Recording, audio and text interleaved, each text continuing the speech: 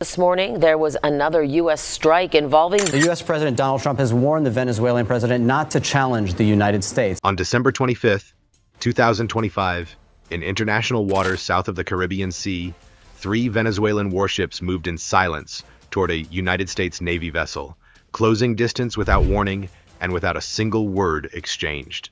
It was Christmas Day, a moment when the world felt still and distracted, yet on the open sea, every turn of the helm carried military weight and political risk. No shots were fired, no public statements were issued, and no emergency signals were sent. But each movement followed a deliberate pattern that pointed to planning rather than chance. This was not a navigational mistake or a routine patrol, but a controlled test inside the gray zone, where pressure is applied without open conflict. Subscribe to Military Power to understand what was really happening behind these quiet movements at sea, because this encounter revealed more than it seemed. The U.S. Navy ship maintains its course and speed as 3 Venezuelan warships close in, and the situation appears quiet, but it is a challenging move. On the bridge, the officer of the deck holds a steady voice, and the helmsman repeats the ordered heading before easing the wheel into a tiny correction that keeps the bow locked on the planned track. The engine settings stay unchanged, so the wake remains straight and even, and that steady white line behind the stern becomes a signal that the crew will not be pushed into a careless reaction. The sea stays calm enough to look harmless, yet the air on the bridge feels tight, because everyone understands how fast a close approach can turn into a political flashpoint. The closing ships stay dark against the sea, so the watch team treats every detail like evidence. A petty officer marks the range in a log, then marks it again, and the numbers drop at a pace that feels slow but fast to anyone who has stood on decks with intent ahead. Another sailor tracks relative motion on the display, watching for the first hint of a turn that could cut across the U.S. ship's bow. The bridge does not answer with a swing or a surge, because the whole point is to deny the other side control of the rhythm. Eyes move from glass to screen to horizon in a cycle, and that cycle keeps the crew from becoming fixated on one fear and missing a new risk. Below the bridge, the Combat Information Center tightens its focus without changing the ship's outward behavior. Operators update contact tracks, check identification cues, and keep timestamps down to the second.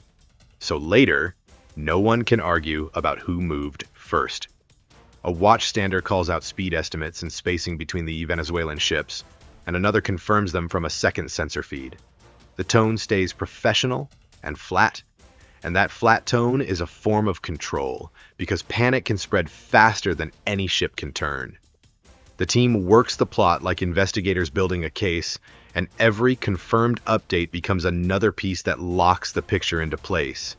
The captain chooses restraint that still looks strong.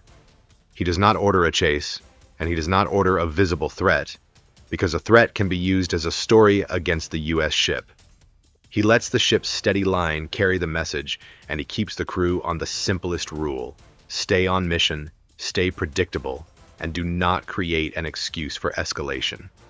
A steady course removes 2 easy claims at once. If the ship speeds up, it can be labeled a pursuit. If it slows down, it can be labeled a retreat. Holding course and speed blocks both labels, and it forces the approaching ships to show intent through their own movement. On deck, sailors move to their stations with measured steps. No one runs, because running turns tension into theater, and theater can trigger reactions. Check headset connections and repeat short phrases to confirm orders were heard. A sailor checks a hatch and then steps back, not because the hatch is in danger, but because every system must be ready if the moment shifts. The air smells of salt and fuel, and the wind carries a faint chop of rotor blades from a helicopter crew preparing on the flight deck. Even with the engine steady, small vibrations travel through the hull, and those vibrations feel like a heartbeat that the crew tries to keep at a slow pace. On the bridge wing, an officer scans the sea with slow sweeps. and he watches the nearest Venezuelan hull ride the waves with a steady bow. The formation stays coordinated, which tells the U.S. crew this is not a random meeting. The Venezuelan ships do not rush, and they do not fall behind. And that measured approach feels like pressure applied on purpose. The U.S. ship responds by keeping its own rhythm, because rhythm is more complex to break than bravado. The ship's movement stays smooth, and the lack of drift becomes a kind of shield. The same way a disciplined perimeter protects officers during a gang arrest when everyone is watching for the first mistake. Each update on the range becomes a small countdown.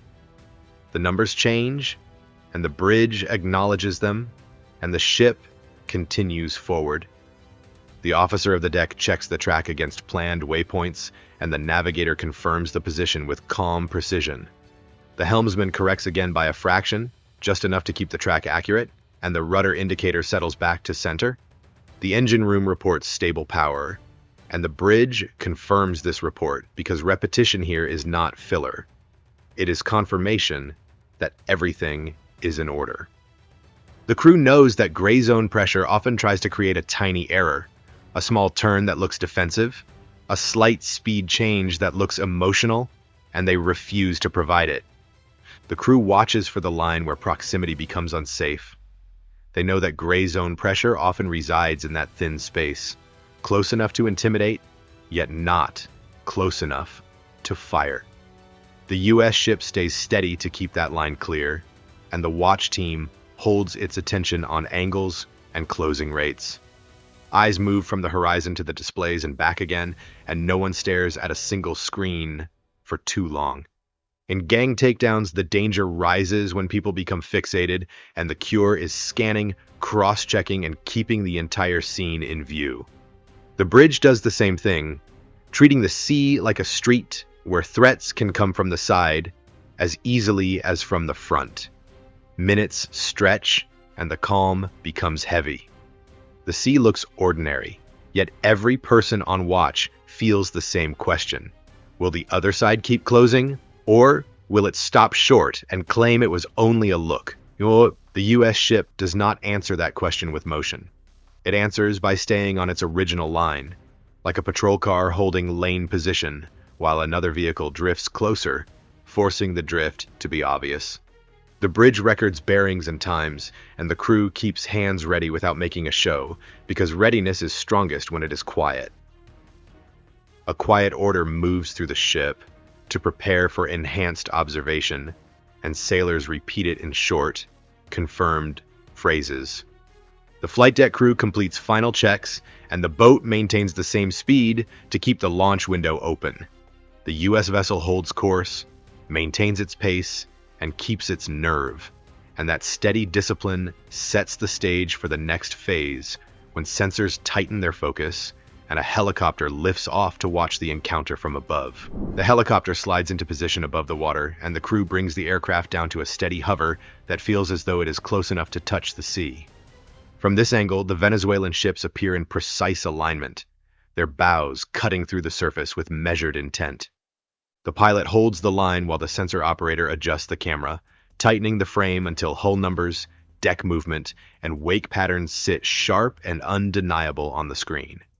This moment carries weight, because visibility changes the rules, turning uncertainty into proof and forcing every move to stand on record. The first visual warning arrives without haste, delivered through controlled motion rather than noise. The helicopter shifts laterally, positioning itself in a clear sight line where flags, markings, and the flight path can be seen without a doubt. The crew understands that clarity matters more than volume, so they choose angles that remove confusion and leave no room for misreading. Light flashes across the water as the aircraft banks slightly, and the message is simple and firm, establishing presence without drama. This is how authority is shown when restraint is the goal. Radio traffic follows with the same precision, sent in a calm and steady voice that avoids any emotional tone. The transmission states position, identity, and intent in plain terms, creating a record that can be reviewed line by line later. There's no raised tone and no threat in the words, because threats invite answers, and answers can escalate the situation. The message is delivered once, then repeated with the exact wording, so that no listener can claim confusion. Each transmission locks another frame into the file, like a clear statement taken during a federal operation. On the U.S. ship, watch teams note the timing of each call and the exact posture of the aircraft during the broadcast. A sailor marks the second hand as the message goes out, and another confirms the bearing of the nearest Venezuelan ship at that instant. This careful logging turns the warning into evidence, not a gesture. The vessel does not change speed or direction during the call, as consistency helps keep the message clear and concise. Every detail is gathered as if it will be tested later, because in gray zone pressure, the aftermath often matters as much as the moment. The helicopter maintains its orbit, adjusting altitude and angle to keep all vessels in view. The camera remains steady, capturing deck activity and the changing distance between hulls. Crew members watch for signs of response, not just movement, but the quality of movement that reveals intent. A slight speed reduction, a shift in heading, or a widening of spacing can speak louder than any reply. The aircraft stays patient, allowing the scene to develop without pushing it. The Venezuelan ships hold their line for a short stretch, and that pause tightens attention across the U.S. crew. The helicopter does not crowd them and does not drift away, keeping the same respectful distance that signals observation rather than challenge. The radio remains quiet because silence can be as telling as speech. Sensors continue to record, and the camera never breaks its lock, ensuring that nothing is missed. This is the slow pressure of documentation, where time and clarity work together. The first sign of disengagement comes through speed rather than words. One Venezuelan ship eases back on power, and the change ripples across the formation as spacing opens. The helicopter crew catches the shift instantly, marking it with a verbal call that confirms what the camera shows. The aircraft adjusts its position to maintain coverage, and the U.S. ship continues forward without adjustment. The choice to keep moving straight allows the other side to reveal its decision openly. A turn follows, gentle at first, then more pronounced as the bows angle away from the U.S. ship. Water breaks differently along the hulls and wakes widen, creating visible proof of withdrawal. The helicopter tracks the turn from above, keeping the lens steady so the arc of movement remains clear. There is no rush to close the distance and no signal of pursuit, because pursuit would blur the meaning of the turn. Allowing space preserves the record.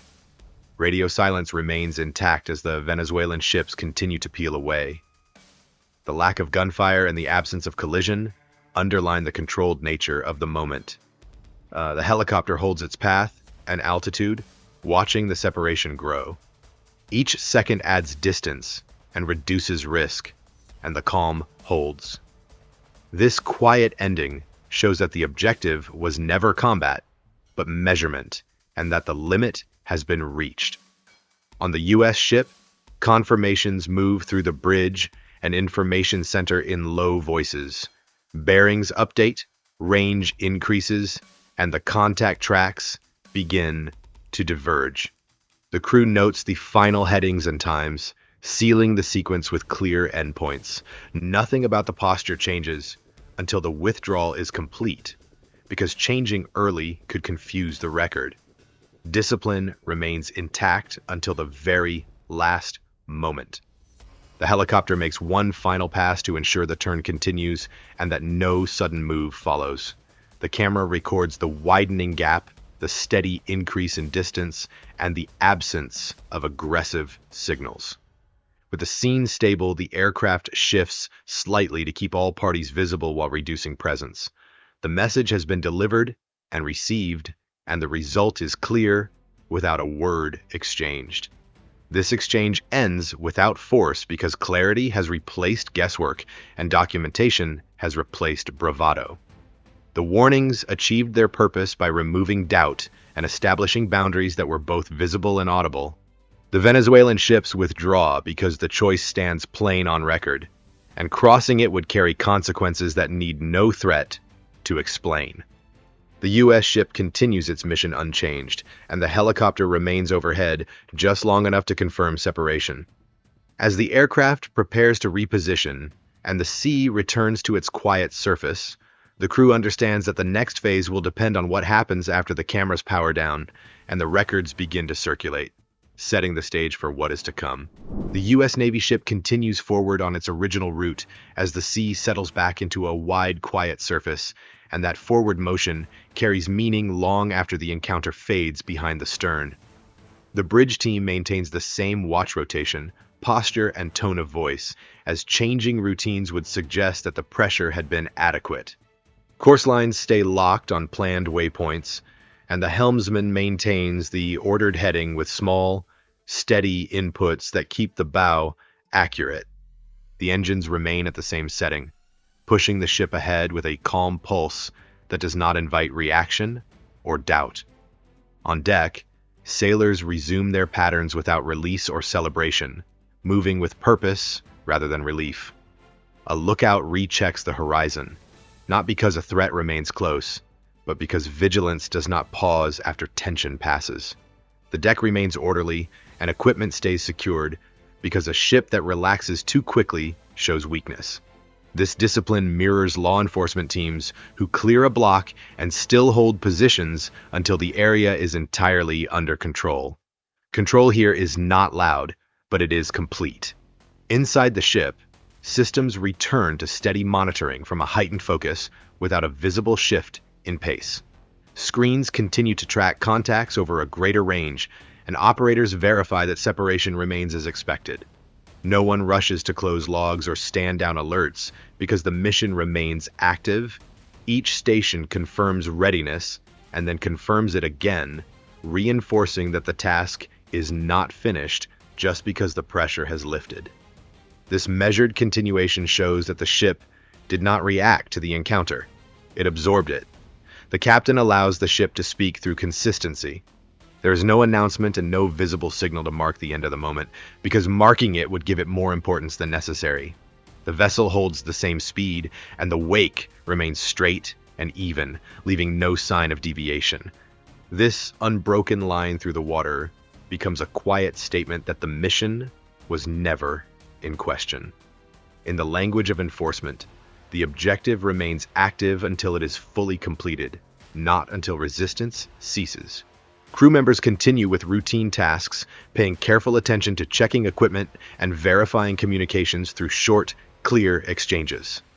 The sound of boots on steel decks returns to its regular rhythm, and the smell of salt and fuel blends into the background again.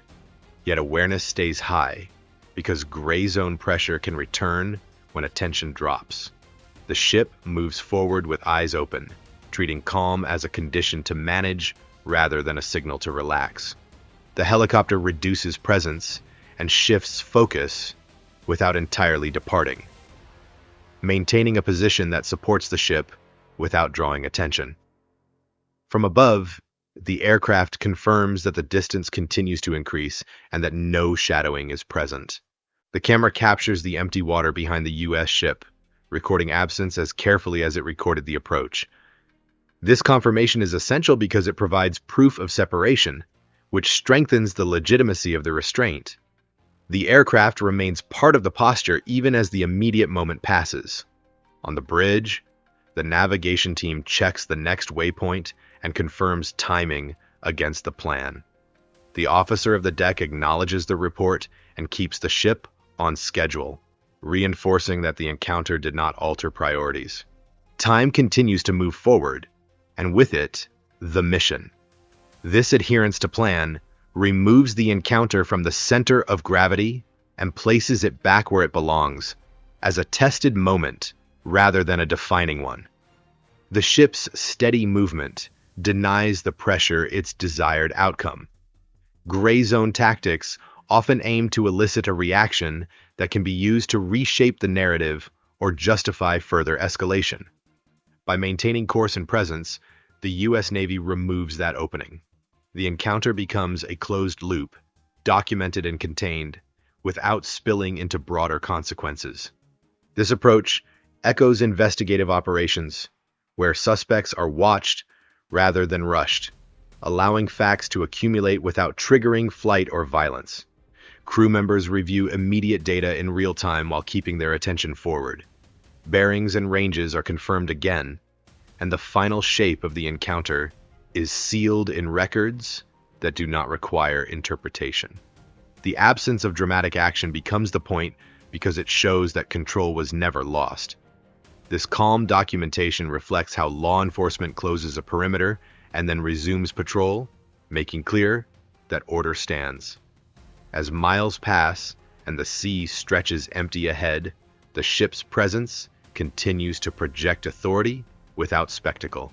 Flags remain visible, systems remain active, and the vessel occupies its space with confidence.